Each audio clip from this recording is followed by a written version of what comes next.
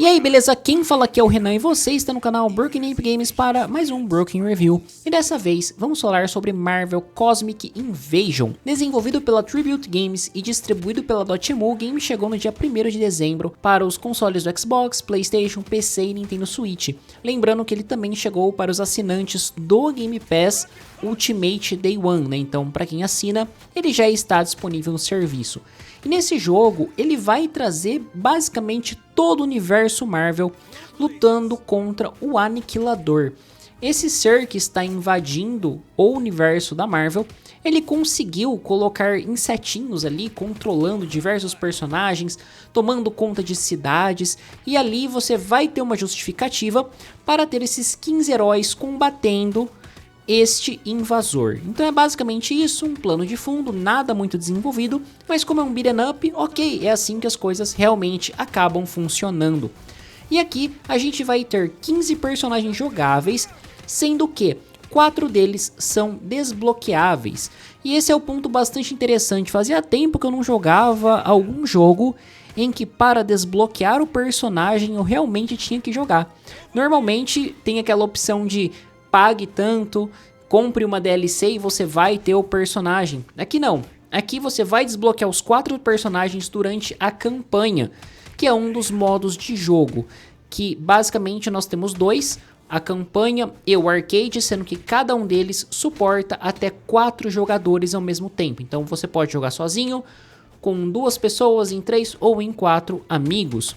E ali a gente vai ter uma diferença entre eles de que em diversos momentos você vai ter fases duplas, que na campanha você vai ter que cumprir as 2 fases para desbloquear a próxima, enquanto que no arcade você escolhe um caminho para ir e tenta ir vencendo, sendo que no arcade você tem apenas uma vida, né? Seguindo bem aquele esquema de fichas de máquina que a gente já conhece das mecânicas de beat'em up. Então, vamos começar falando aqui, já que eu já comentei da história tal, de como você desbloqueia os personagens e diferença dos modos de jogo, eu queria começar falando aqui da questão do visual, que ele é extremamente bonito. Cada sprite do jogo você vê que é tudo muito caprichado, é um show de visual realmente, sabe? Os efeitos que você tem ali, que você comba os personagens, a tela se enche de cor, é tudo muito caótico, mas estranhamente organizado, sabe? É propositalmente caótico. Então eu acho que isso traz um diferencial grande pro jogo e torna ele bastante divertido. Eu joguei majoritariamente em um player, então assim, eu gosto da campanha sozinho, eu acho que ela funciona bem, mas claro, ela é mais divertida quando você adiciona mais pessoas e você traz mais caos ainda, e alguns chefes você consegue combater de uma forma um pouco mais confortável. Você não demora tanto para chegar até o final das fases ali, creio que de 3 a 4 horas você consegue terminar o modo campanha e desbloquear todos os personagens ali na história. Então é um jogo que ele é interessante e eu recomendaria que vocês jogassem ele muito mais focado no multijogador do que no single player. Single player, como eu falei, funciona legal, só que eu acho que tem alguns boss, alguns chefes ali que você vai penar um pouquinho, porque eles começam com uma dificuldade que você fala, ah, tá de boa. Aí quando você vai evoluindo, eu acho que a dificuldade ela vai crescendo mecanicamente no chefe, que você começa a ter que ter um pouco mais de precisão no que você faz durante a batalha.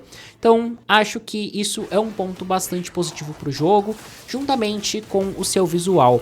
E aproveitando que eu tô falando de mecânica, eu queria destacar aqui como que funciona a questão dos personagens, né? Porque ao todo, você pode ter na tela 8 heróis, dependendo o que você faz. Isso porque cada jogador vai ter 2 personagens, né? Lembra quando a gente jogava aqueles fighting games que você tinha um personagem principal e um de suporte? Aqui é basicamente a mesma coisa, porém você pode trocar livremente entre eles durante a fase e, sei lá, escolher o Homem-Aranha e o Pantera Negra. Então eu vou lá e jogo com o Homem-Aranha em um cenário, mudo pro Pantera Negra, ou no mesmo cenário eu troco. E é legal porque quando você é capturado por um inimigo, por exemplo, você aciona o seu suporte para ele bater no inimigo e liberar você para continuar jogando. Então assim, a interação entre os personagens, como eles podem combar, eu acho bastante interessante. Combar no sentido mecanicamente mesmo, né? porque os personagens eles podem andar ou podem voar. Então, quando a gente fala personagens que voam, como por exemplo a Tempestade, você dá 2 cliques no A, ela vai, ou no X, caso você esteja jogando no PlayStation, ela vai voar e ficar um patamar acima e batalhar mais fácil com os inimigos aéreos. Enquanto que com personagens de solo, você vai tendo que pular e bater neles. E uma outra mecânica que diferencia é a questão da esquiva e do parry. Alguns personagens vão ter o parry, que vão bloquear ou poder quebrar uma postura do inimigo num bloqueio um pouco mais preciso, ou você vai poder fazer uma esquiva. O Homem-Aranha, por exemplo, ele tem uma esquiva, tem a sua teia ali, que deixa o inimigo um pouco mais lento, enquanto que o Capitão América, ele vai usar o escudo dele para quebrar a postura do oponente. Então, gostei bastante dessas diferenças mecânicas. E cada fase vai não pedir para que você utilize certos personagens obrigatoriamente, mas tem, por exemplo, uma fase dos dinossauros que vai falar nas missões dela. Cada fase no modo história tem 3 missões. Vai falar, mate o chefe final com a She-Hulk. Não seja pego por tal inimigo. Mate tantos inimigos com a personagem. Então, se você quiser completar aquela missão, você vai jogar de She-Hulk e Tempestade. Eu vou voltar nisso depois, pra comentar com um pouco mais de calma esse aspecto do jogo, que foi um ponto que eu não gostei tanto. E ali, o que eu achei é que você tem essa variedade de personagens, cada personagem é bastante interessante, o line-up de heróis tá bem legal. Então, por exemplo, você tem o Thor, só que você tem o Thor Bio-Raio Beta, não o Thor de Asgard que a gente conhece, né? Então, assim, você tem personagens diferentes, além daqueles que podem ser considerados já batidos, digamos assim, como Homem-Aranha, Capitão América, Wolverine, Jean Grey. Então, assim, são personagens extremamente funcionais e jogar com cada um deles é bastante interessante. E já queria deixar um disclaimer aqui que eu tive uma certa dificuldade mecânica mesmo com alguns bugzinhos de personagens específicos no jogo. E eu identifiquei esses bugs, por exemplo, com a She-Hulk e com o Wolverine, em que quando eu dava alguns ataques que pegava no ar com o Wolverine, mais especificamente, acho que com o ataque que eu dava com o Y, o especial do Wolverine, que ele dava como uma garra um pouco mais aberta no inimigo, ou quando a She-Hulk pressionava o oponente no solo, os bonecos travavam por diversos segundos. E sabe, o cenário no fundo continuava normal, porém o personagem continuava travado.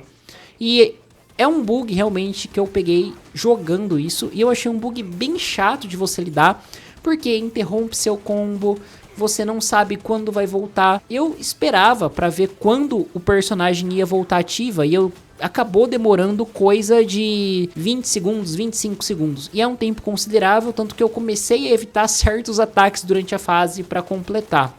Mas, como eu falei, eu identifiquei isso apenas com a She-Hulk e com o Wolverine. E eu acho que futuramente isso pode ser corrigido porque é um problema bem incômodo. Agora, uma coisa que me incomodou nesse jogo é a questão de falta de rejogabilidade dele. Porque você vai desbloqueando os personagens à medida que você avança na campanha.